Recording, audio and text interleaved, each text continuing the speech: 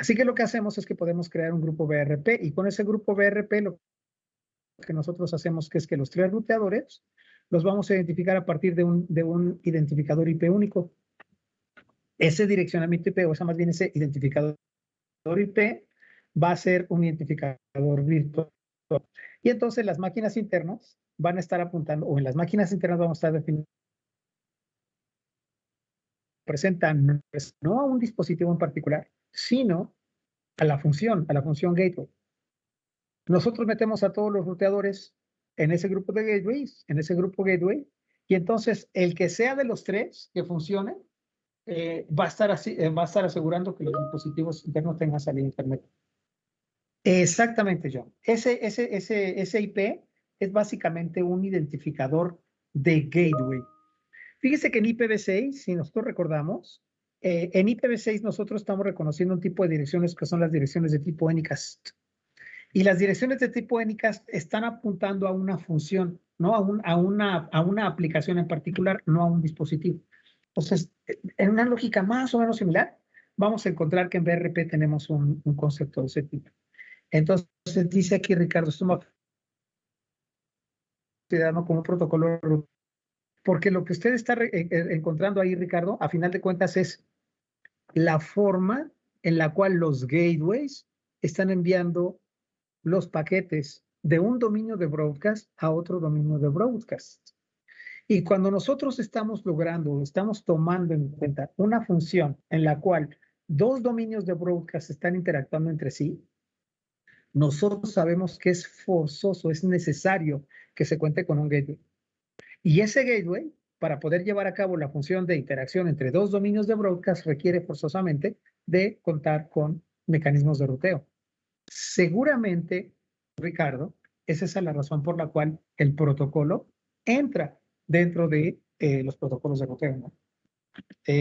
Esa sería la forma en la cual yo entendería el por qué BRP es considerado un protocolo de ruteo, ¿no? Sí, pues sí, ese es ¿no? el espíritu de la pregunta.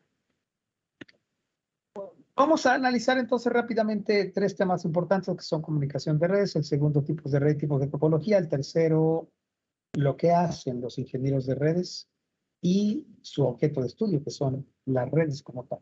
Concepto de comunicación de red básicamente se trata de la transferencia e intercambio de información entre personas y cosas y entre cosas.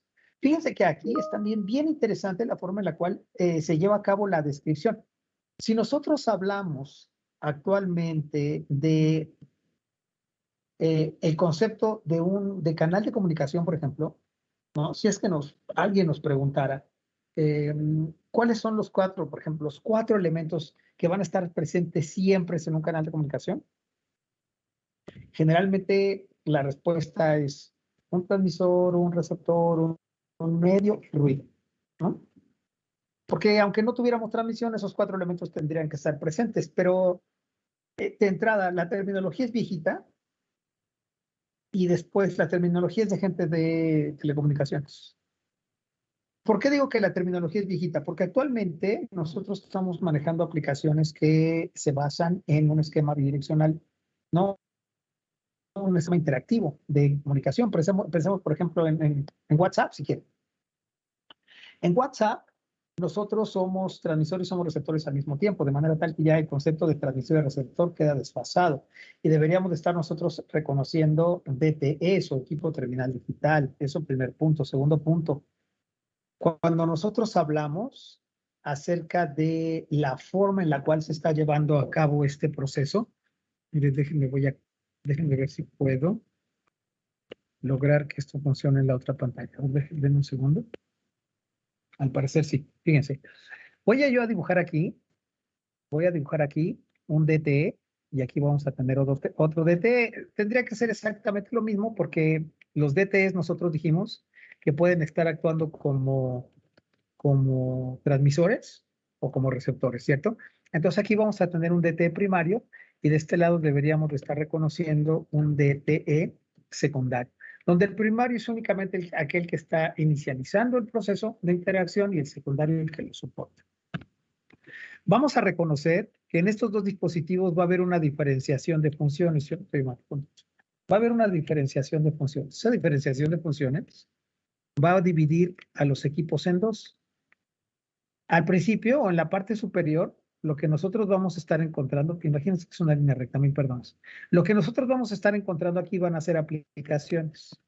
En la parte superior tenemos aplicaciones. E insisto, este esquema lo podemos replicar en ambos lados.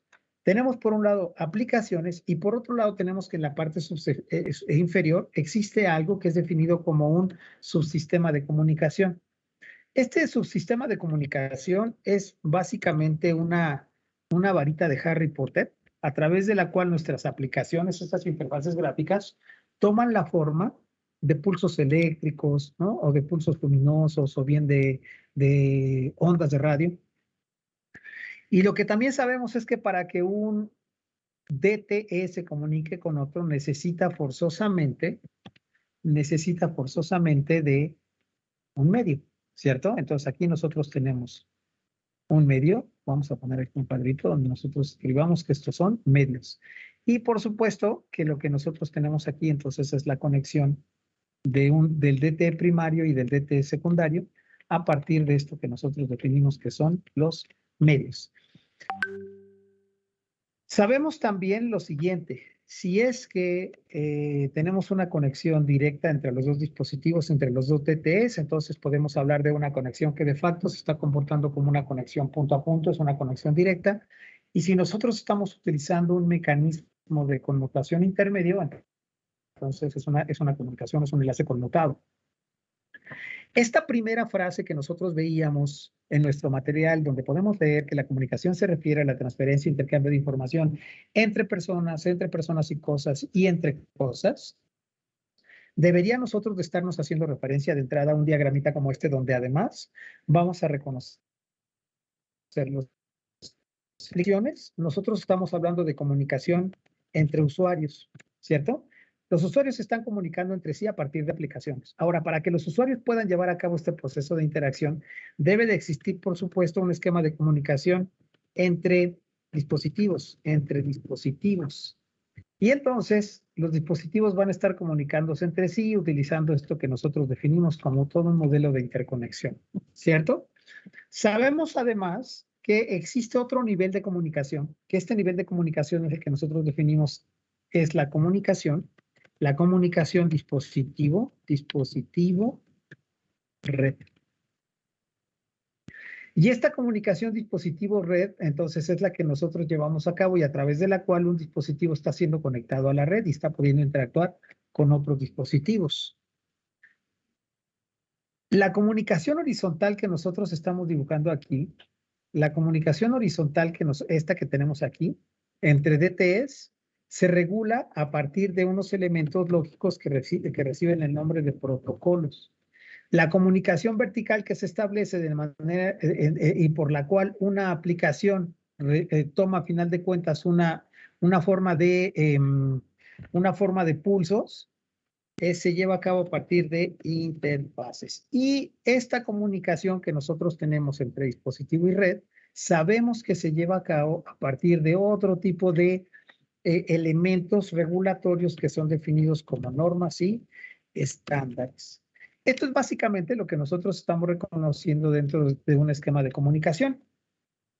Los DTS interactúan entre sí utilizando protocolos y de esta manera nosotros logramos comunicación entre usuarios y comunicación entre Te estamos perdiendo. ¿Todos están dejando de escucharme, perdón? ¿O es únicamente Oscar? Yo te escucho bien. Yo te escucho bien también. Muchísimas bien. gracias. Mil perdones, Oscar. Yo también. Gracias. Oscar, revise por favor su conexión. Entonces, lo que nosotros estamos viendo aquí de nuevo.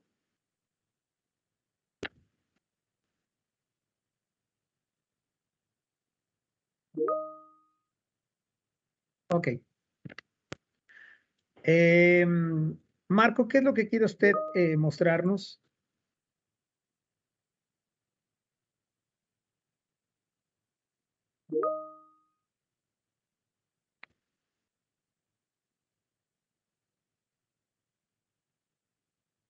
Tal vez se refiere a la rapidez con la que yo expongo.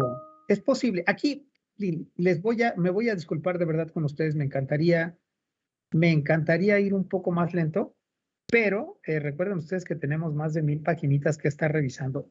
Entonces, si voy muy rápido, venga, pues me dicen y procuro ir un poco más lento, pero aquí el gran problema que vamos a tener durante todo este tiempo es el tiempo, ¿vale?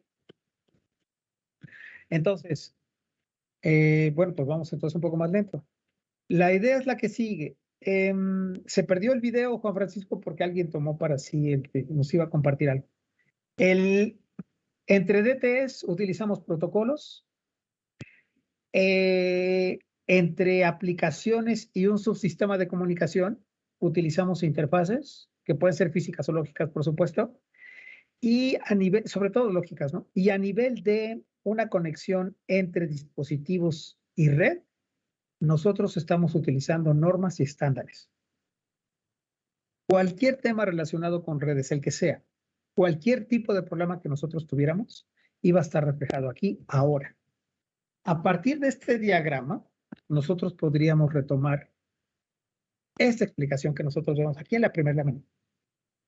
Transferencia e intercambio de información entre personas, ya vimos a nivel de aplicación. Entre personas y cosas. Porque actualmente nosotros sabemos, por ejemplo, que existen herramientas de inteligencia artificial que han permitido desarrollar soluciones, por ejemplo, en soporte, ¿cierto? Donde nosotros ya no tenemos una interacción directa con personas, sino con dispositivos. Y tenemos además comunicación entre cosas, en entornos, por ejemplo, de Internet de las Cosas, donde básicamente son dispositivos los que están interactuando entre sí. La comunicación en red se refiere a la comunicación que se establece entre dispositivos terminales a través de una red informática, independientemente de cuáles fueran los elementos que están interactuando entre sí. Objetos, personas, lo que fuera. Estamos hablando entonces que es la comunicación en red. Y a partir de aquí, bueno, nos dan 3 ejemplos de comunicación en red, una en la cual estamos involucrando únicamente un dominio de broadcast, por una comunicación directa entre 2 dispositivos. Tenemos además la existencia de una conexión que se tiene de un servidor con un dispositivo final o entre 2 dispositivos finales en una conexión que no es directa, sino que es conmutada, ¿no? Aquí nos hablan, por ejemplo, a través de una conexión de Internet, ¿no? Donde estamos involucrando ya redes públicas, o bien tendríamos la posibilidad de estar interactuando o de tener una interacción de dispositivos que están involucrando únicamente a un gateway. La variedad de conexiones que pudiéramos llegar a tener, pues obviamente es muy amplia. Aquí nos hablan de 3 ejemplos en particular. Varios dominios de broadcast interactuando entre sí a partir de un mismo gateway. Diferentes dominios de broadcast interactuando entre sí a partir de enlaces conmutados. 2 dispositivos finales interactuando en una conexión directa que pudiéramos tener entre ellos. Entonces, esto es básicamente los entornos que nosotros estamos reconociendo o de interacción para nuestros dispositivos. Después lo que vamos a encontrar es el proceso de transferencia de información. Y aquí, bueno, aquí básicamente nos hacen una analogía con un esquema de entrega, ¿no? De un objeto cualquiera, en este caso un objeto físico, donde vamos a ver que el esquema de transferencia, insisto, a partir de esta analogía nos va a recordar a un proceso de entrega cualquiera, donde básicamente lo que nosotros tenemos es que vamos a entregar un objeto. Este objeto, para evitar que se dañe, un objeto físico, para evitar que se dañe, al momento de la entrega lo estamos incluyendo dentro de un paquete. Este paquete llega a un centro de distribución y a partir de este centro de distribución, de alguna u otra forma, utilizando algún tipo de transporte, se está entregando a otro centro de distribución, donde se tiene una recopilación enorme de paquetes, se hacen el reconocimiento de los paquetes por su origen y su destino, sobre todo por su destino, y a partir de aquí se entrega el objeto al repositorio final. De esta manera nosotros también estamos entendiendo el proceso de redes, que insisto, esto es parte de un esquema básico, ¿no? También aquí recordar, y esto es importante, que estamos hablando de un esquema de conmutación de paquetes, ¿cierto? Donde todas las aplicaciones son transportadas sobre una red, pero para evitar que una aplicación muy grande tomara el control completo, tomara para sí todos los recursos de la red, las aplicaciones se van a dividir en pequeñas unidades de información. Y para que estas unidades de información pudieran ser reconocidas a través de la red y sobre todo en la parte receptora, de manera tal que pudieran ser rearmadas de una manera coherente, entonces vamos a ver que vamos a estar agregando cierta información que es el encapsulamiento que nosotros conocemos. A partir de aquí, bueno, pues vamos a ver lo que es la carga útil, que si hacemos la analogía es precisamente el objeto que nosotros estamos entregando, el paquete, que es la unidad de datos que nosotros estamos utilizando como unidad de datos central en la comunicación a nivel de red. Nos hablan acerca de una cola, que es básicamente, aquí, fíjense que Huawei antes lo definía, o todavía en Routing and Switching, lo define como un trailer, que es básicamente un segmento de información que la cola que se está agregando en la parte final, que generalmente se utiliza para verificar errores. Tenemos además el encabezado, que es el que marca el inicio y el final de la carga útil, ¿no? De los datos útiles que se están transportando. El encapsulamiento, que es todo esta información relacionada, si es que nosotros lo vemos, pues lo analizamos desde el punto de vista de lo que es la entrega de los datos. Es básicamente información que nosotros debemos agregar relacionada de manera directa con los procesos de conmutación que se llevan a cabo en la red. Existe la conmutación en 3 diferentes niveles, por eso es que nosotros generalmente hablamos acerca de, por lo menos en el esquema TCP/IP, acerca de 3 encabezados diferentes. ¿En qué momento es necesario llevar a cabo una conmutación? Primero, en las redes locales, porque de manera física diferenciamos una máquina de otra, y nosotros agregamos un encabezado donde se identifican las tarjetas de red, ¿no? Esto es los dispositivos físicos a través de los cuales, los elementos físicos a través de los cuales los dispositivos están interactuando con la red. Hay un segundo proceso de conmutación que está relacionado con los dominios de broadcast en los cuales encontramos a los dispositivos. Y tenemos un tercer nivel de conmutación que está relacionado directamente con las aplicaciones, y más que con las aplicaciones, con las sesiones que se tienen abiertas dentro de una máquina.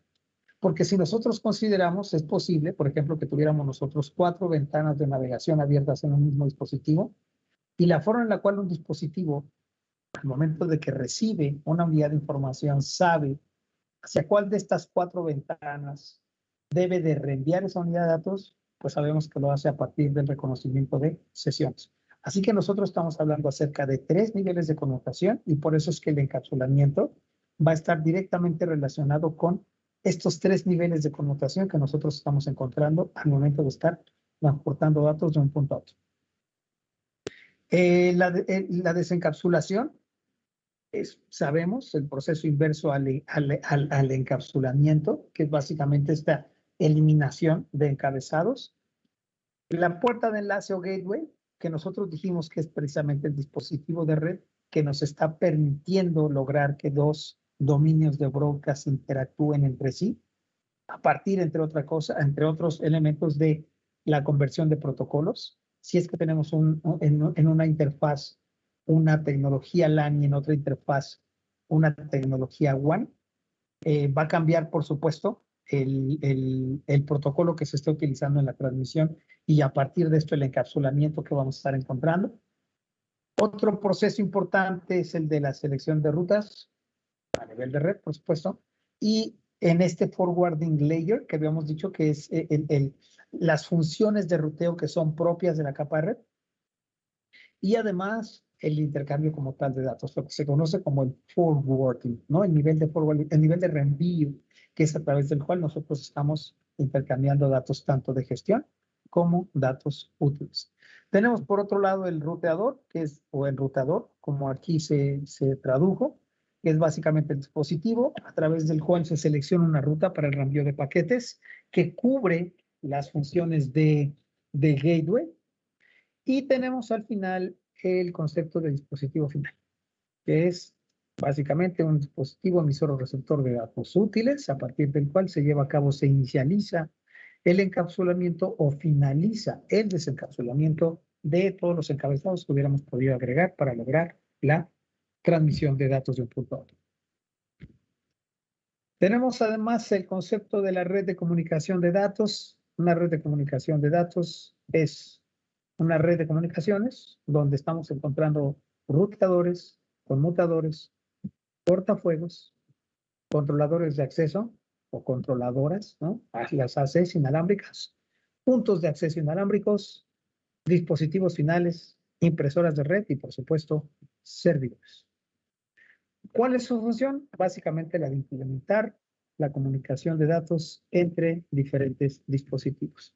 Y este diagrama que nosotros estamos viendo aquí, pues sabemos que es una red medianamente simple, donde nosotros estamos encontrando diferentes grupos de usuarios finales que están interactuando a partir de ciertos dispositivos de concentración. Estamos reconociendo una topología de 3 capas, la clasiquísima, donde estamos encontrando, por un lado, dispositivos de acceso, a los cuales están conectados los dispositivos finales. Tenemos además distribución, que son los dispositivos a través de los cuales un grupo de usuarios está interactuando con otros, ¿sí? ¿Alguien quería comentar algo? No. Y tenemos por otro lado el nivel core, ¿no? Donde ya básicamente se está logrando la interacción de los diferentes dispositivos, de los diferentes grupos de dispositivos finales con otros grupos o bien al exterior, ¿no? Fuera de nuestra red local. Se agregan además elementos de seguridad, como son precisamente aquí los firewalls, los cortafuegos. Reconocemos que los dispositivos finales pueden estar conectados mediante una conexión inalámbrica o bien mediante una conexión utilizando un cable. Es que lo que pasa es que yo he escuchado que le han definido como conexiones alámbricas, conexiones guiadas, conexiones cableadas, ¿no? Entonces, dispositivos que están interactuando con la red tanto a través de un cable de un medio físico como de medios inalámbricos. Es lo que nosotros encontramos aquí en los dispositivos finales. Y si se dan cuenta, tenemos también un área de servidores, ¿cierto? Así que en este sentido tenemos una red, insisto, medianamente completa, donde quizá el único elemento que falta y que es fundamental es el de la gestión de la red, que recuerden ustedes que es otro de los temas que se incluyen en el curso y que tendríamos que estar considerando también. Dentro de los dispositivos que estamos encontrando, bueno, pues tenemos a los conmutadores, ¿no? Arriba conmutadores, abajo switches. Estamos entendiendo entonces el mismo dispositivo a partir de 2 diferentes conceptos. Es el dispositivo más cercano a usuarios finales, el dispositivo de concentración, por supuesto, más cercano a usuarios finales, utilizado para acceder a la red y conectar tramas de datos. Hay que recordar aquí también el concepto fundamental de conmutación. En la conmutación es a final de cuentas una toma de decisión con respecto a un dispositivo que ingresa por una interfaz de entrada y que ingresa a un dispositivo, una unidad de información que ingresa a un dispositivo a partir de una interfaz de entrada y debe de abandonarlo a través de una o varias posibles interfaces de salida. Esa toma de decisión es lo que constituye la conmutación propiamente dicha. Y a nivel de capa de enlace, ¿no? A nivel de estos switches a los cuales se hace referencia, nosotros vamos a encontrar que se lleva a cabo un esquema de conmutación de tramas. Entendiendo y recordando que las tramas son estas unidades de información que están caracterizadas, que dentro de su encabezado se hace referencia directa a los identificadores físicos de los dispositivos de red.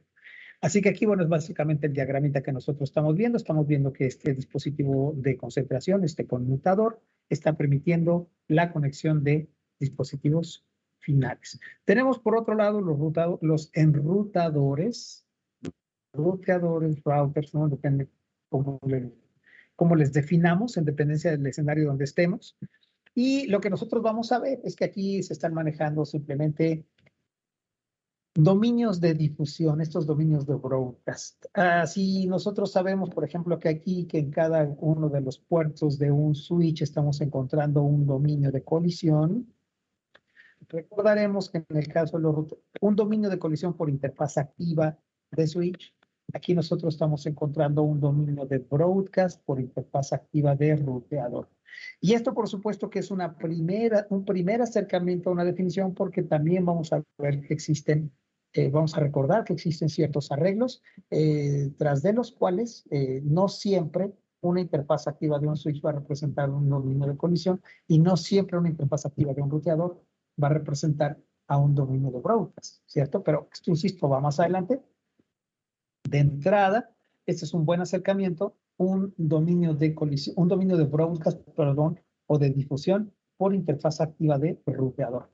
Y la diferencia que tenemos entre un dominio de colisión y un dominio de broadcast es que en un dominio de colisión, todos los dispositivos que estén conectados al mismo segmento van a estar compartiendo las capacidades del mismo.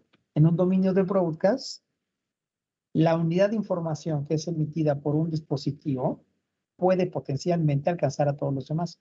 Y este potencialmente es importante anotarlo porque va a depender de la forma en la cual esté actuando la red. Y aquí particularmente me refiero a la información que posea un switch con respecto a la localización de los dispositivos finales. Por eso es que en un dominio de broadcast, una unidad de información puede potencialmente alcanzar a todos los miembros del dominio, por eso se llama dominio de difusión, ¿cierto? Bueno, funciones del ruteador: aislamiento de los dominios de difusión, mantenimiento de tablas de ruteo, ejecución de los procesos propios de ruteo, selección de rutas, cambio de paquetes, implementación de acceso a las redes de área extendida, permite conectar redes de capa de enlace a través de switches, si es que nosotros tenemos un esquema de separación de tráfico en switches, ¿cierto? Que obliguen a la existencia de un dispositivo L3 para llevar a cabo la interacción de estos diferentes dominios de colisión, ¿vale? Entonces, esa es la idea de los ruteadores. Y en cuanto a los firewalls, básicamente estamos reconociendo nosotros un dispositivo de seguridad que permite garantizar la comunicación segura entre dos redes. ¿De qué manera? Bueno, mediante el monitoreo, la restricción y la modificación de los flujos de datos que pasan a través de él para proteger la información, la estructura y el estado de funcionamiento de las redes internas desde otras redes, ¿no? Este es el punto fundamental. Es importante también reconocer que la lógica de funcionamiento de un ruteador y de un firewall es total y completamente opuesta. La lógica de funcionamiento de un ruteador es que por default la información que aparece en una interfaz debería de poder alcanzar cualquier otra interfaz activa del ruteador, a menos que hubiera restricciones. En el caso del firewall, la información que llega por una interfaz del firewall no debería de alcanzar otra interfaz del firewall a menos que existan excepciones, ¿cierto? Pues la lógica de funcionamiento propia de los firewalls es total y completamente opuesta a los ruteadores. Y de hecho, fíjense, les voy a hacer otra pregunta bien interesante. Les voy a pedir, por favor, que alcen también su mano los que opinen que una lista de acceso es un filtro. No, más bien un filtro no. Levanten, por favor, su mano los que opinan que una lista de acceso es un tapón. Una persona piensa que es un tapón, 3 personas. Ok. Y todos los demás, oh, gracias, 4 personas. Ahora les voy a pedir, por favor, que levanten su mano los que opinen que una lista de acceso es un filtro. 4, 5 personas, 6 personas opinan que es un filtro, 16 personas, 18, muchas personas, muchas más personas opinan, 26, gracias. Muchas gracias, Adriana. La mayor parte de nosotros partimos del hecho de que una lista de acceso es un filtro. Pero cuando lleguemos a la parte de seguridad, nos vamos a dar cuenta que la implementación de las listas de acceso de facto nos habla de que generalmente las listas de acceso están actuando como tapón. Es bien interesante. Les insisto, el cursito este es bien interesante desde el punto de vista de la conceptualización. Y esto se los comento precisamente por el firewall. El firewall debería de actuar de entrada, ¿no? Por default, como un tapón, no como un filtro. Entonces, en este sentido, lo que nosotros estamos encontrando como parte de las funciones de un firewall es el aislamiento de redes que tienen diferentes niveles de seguridad, la implementación de control de acceso, mediante, por supuesto, políticas de seguridad. Tenemos además implementación de autenticación. ¿Sí? Aquí se están encontrando. Euclides, dígame.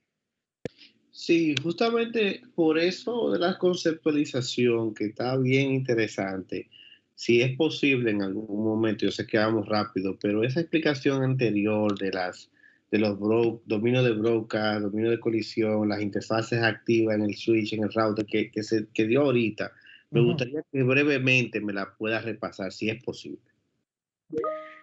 Vale, hagamos una cosa, Euclides. Le comentaba que, de acuerdo a cómo estamos planeando esto, los últimos 15 minutos son precisamente un resumencillo de lo que veamos en el día y además algunas dudas, ¿vale? Entonces ahí lo revisamos rápidamente. Venga, me parece buen punto. Claro, Miguel, un ruteador puede también estar actuando como un firewall por medio de ACLs. De hecho, Miguel, yo les quiero comentar lo siguiente. Los ruteadores Huawei pueden actuar como firewalls, pueden actuar como PBX, pueden actuar como ruteadores, cuentan además con interfaces para redes de tipo 2G, 3G, lo cual los vuelve dispositivos particularmente flexibles, perdón, en términos de las características de los entornos donde son implementados. Verdad es, y esto es bien cierto, que para que actúen como PBX, deben de contar con licencias, pero pueden actuar como firewalls sin necesidad de licencia alguna. Y las conexiones que tienen de desborde hacia redes de tipo 3G, 4G, también se pueden estar implementando sin necesidad de ningún tipo de licencia. Muchacho, y hasta te pone café, seguro. Por supuesto.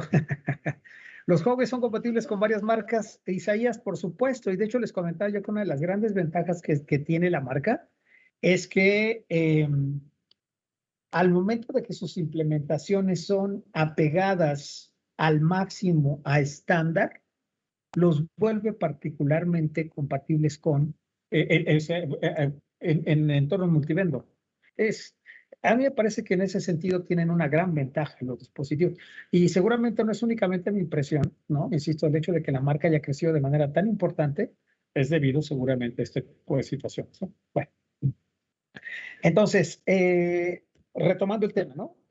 Los ruteadores les comento que pueden entonces actuar con diferentes perspectivas, cuentan con interfaces seriales síncronas y asíncronas que permiten precisamente que puedan montarse de manera directa sobre esas interfaces nuestros enlaces E1, ¿no? Entonces, de esa manera es que vamos a ver que pueden manejarse los troncales directamente sobre el ruteador. ¿Es buena idea? De repente no, ¿no? Meter todos los huevos a una sola canasta es complicado, pero desde el punto de vista de que se puede, se puede. A lo mejor en entornos donde los presupuestos son muy apretaditos, este tipo de soluciones es una buena solución. Los switches, Roberto, los switches tienen una ventaja fabulosa. Los switches Huawei tienen un estado en los puertos. No, esos no, Roberto, los switches no. Los switches no pueden entrar no pueden actuar como firewalls. Ricardo, sí, en efecto son tapones, pero insisto, a esta parte vamos a hablar de que son tapones o filtros cuando lleguemos a firewalls. ¿El firewall qué capa es? ¿Capa 6? ¿Capa 7? Pues hasta donde yo lo entiendo, ese sí es de capa 3. Ese sí es de capa 3. No se supone que va por encima de capa 3 porque Pero el enrutamiento está en capa 3, ¿no? No, el ruteo está en capa 7. Pero aquí hay un punto bien importante con respecto a los firewalls. Los firewalls tienen, sí, es correcto, Juan Pablo, a eso vamos. Un firewall de nueva generación, este New Generation Firewall, que se denomina, puede ser entendido como de capa 7 porque hay que recordar que dentro de las funciones que tienen unas que se llaman WAF. Y a nivel de, eso por un lado. Y por otro lado, vamos a ver que el principio de funcionamiento de los firewalls está basado en algo que se llama tabla de sesiones. Por las tablas de sesiones, nosotros estamos reconociendo todas las sesiones de aplicación que el firewall está reconociendo como válidas en una red. Así que en ese sentido, nosotros podríamos, por supuesto, establecer que los firewalls de nueva generación son dispositivos L7, por supuesto. Los firewalls, al momento, los firewalls previos, los modelos Eudemon que tenía Huawei, por ejemplo, están basando su funcionamiento básicamente en, o sea, el filtrado que tenía, lo hacía a nivel de listas de acceso. Y eso es L3, ¿cierto?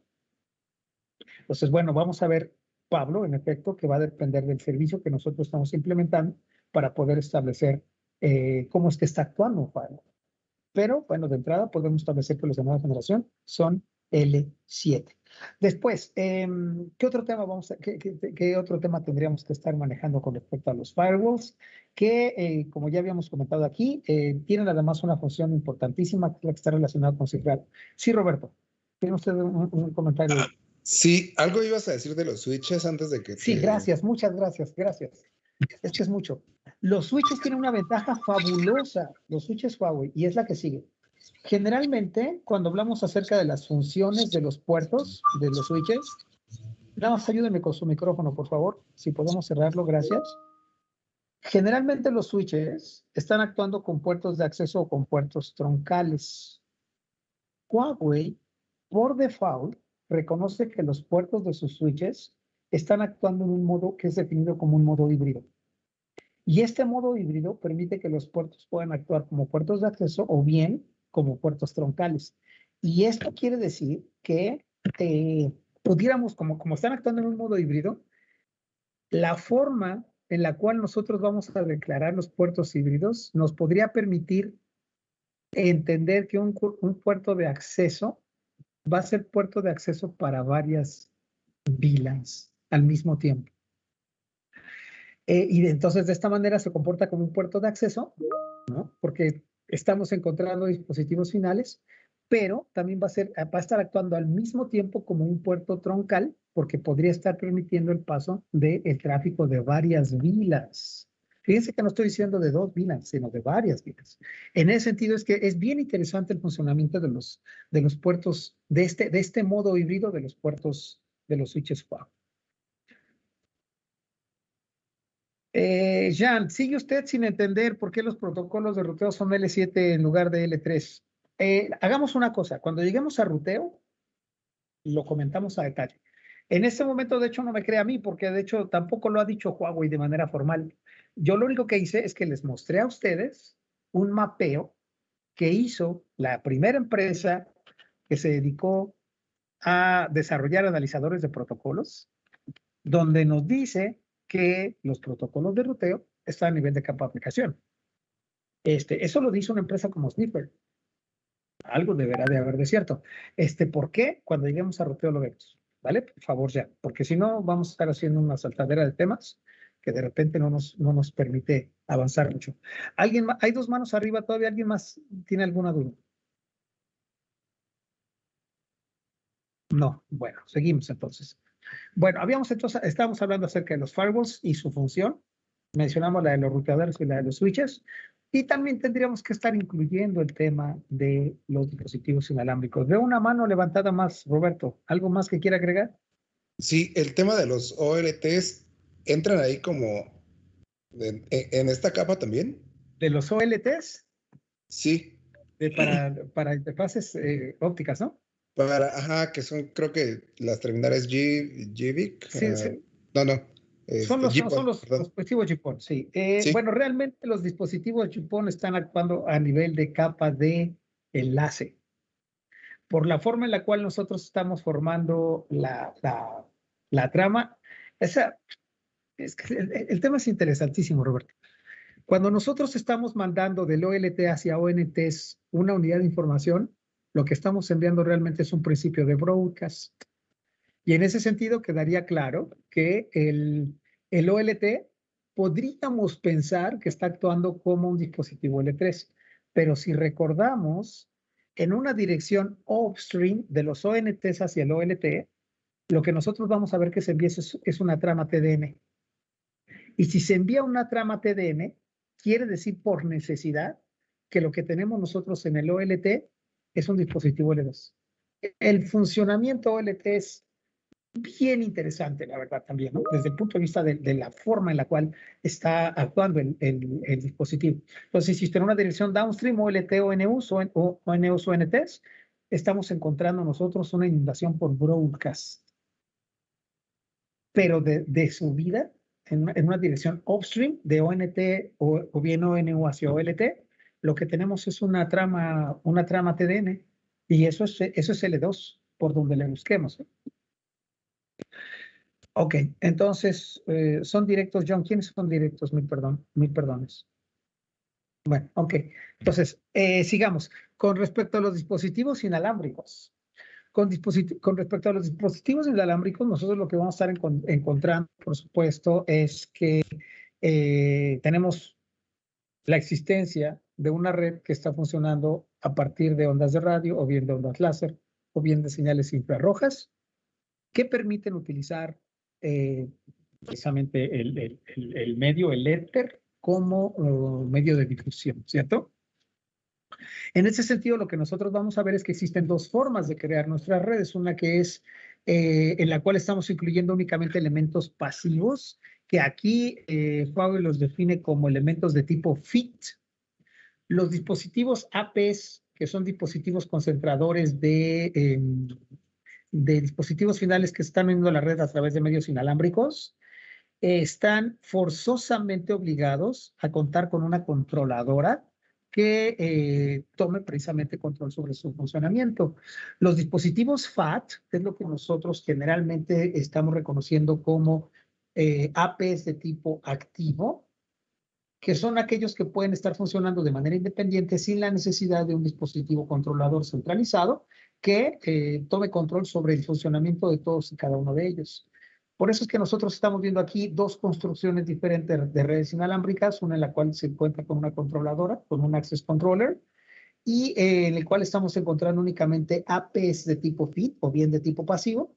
Y por otro lado, de la izquierda estamos viendo nosotros un diagrama donde estamos encontrando elementos FAT, ¿no? Que son APs de tipo activo, que pueden estar actuando de manera independiente. Las ventajas y las desventajas las vamos a ver más adelante.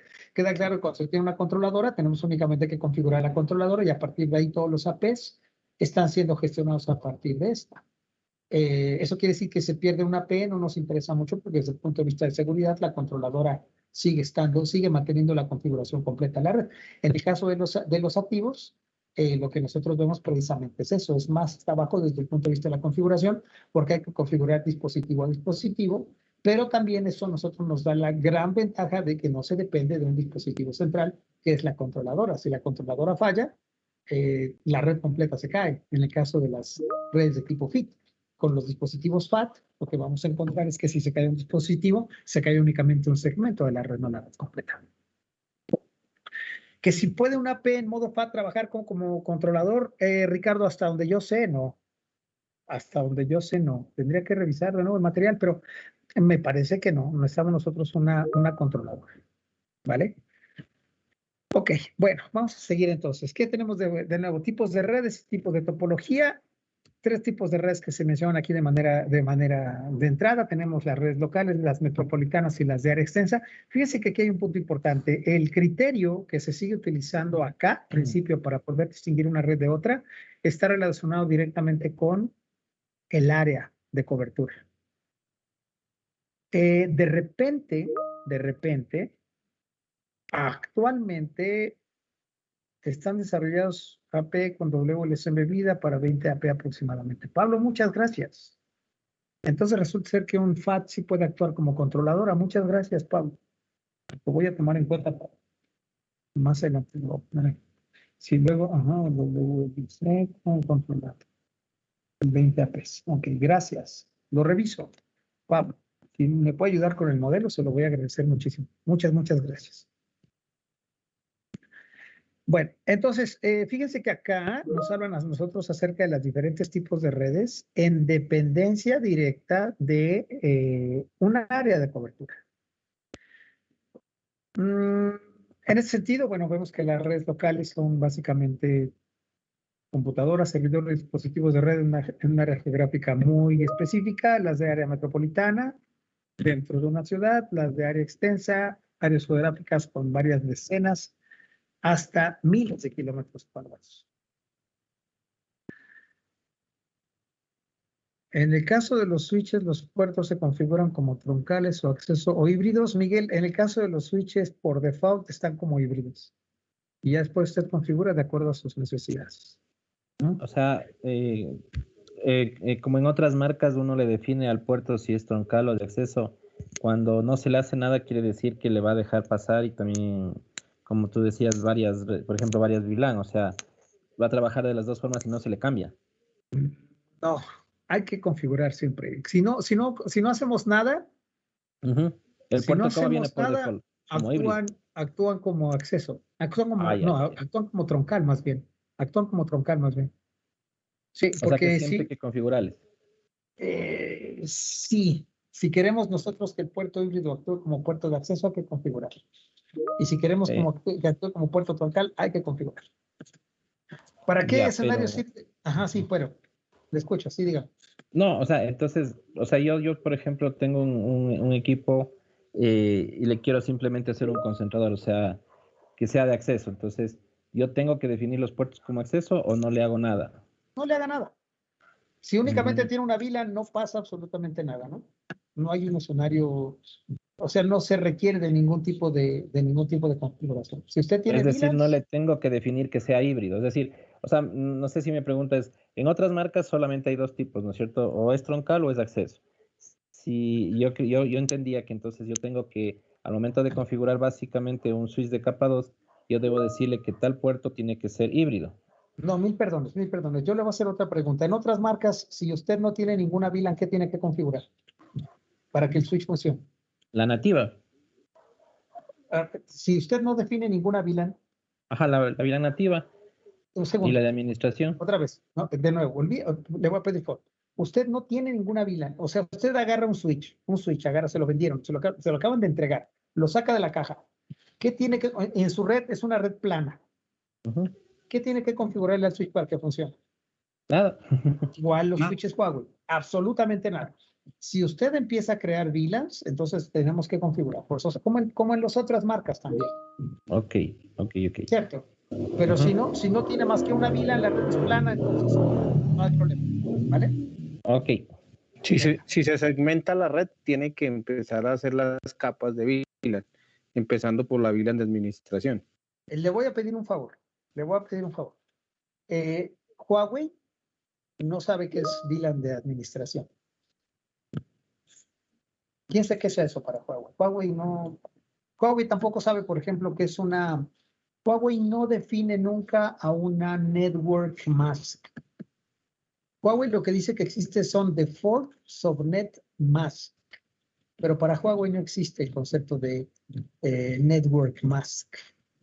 De igual manera, para Huawei no existe el concepto de VLAN nativa, no, de VLAN nativa sí, no existe el concepto de VLAN administrativa. Eso lo vamos a ver cuando lleguemos a switches, ¿vale? En este momento como que no entra mucho, pero, o sea, pues hablamos de switches nada más, ¿no?